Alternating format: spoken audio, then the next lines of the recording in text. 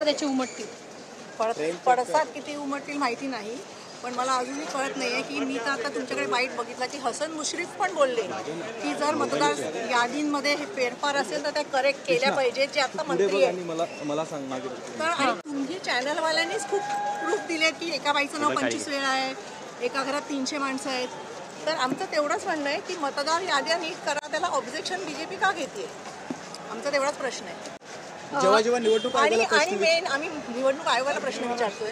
निवडणूक आयोग म्हणजे बीजेपीचं ऑफिस नाही आहे ना, कुठच्या सत्ताधारी पक्षाचं ऑफिस आहे. निवडणूक आयोगाने उत्तर द्यावं आणि महादेवांना उत्तर द्यावं. तुम्ही नुसत्या याद्या नीट करा. आजही भाजपचे नेते मुख आंदोलन करतात या मोर्चाला उत्तर देण्यासाठी, पण त्यामुळे मुकच करा ना, बडबडतात किती, मुकच करा म्हणावं.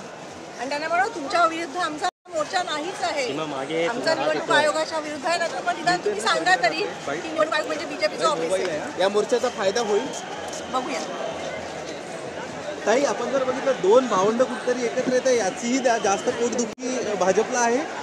ते तुम्हालाच जास्त माहिती, पण तुम्ही आम्हाला चुकीच्या ठिकाणी नाही का आता थांबा. आता झालं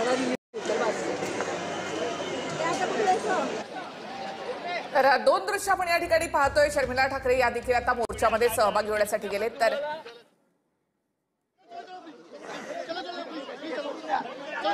ही सध्याची थेट दृश्य.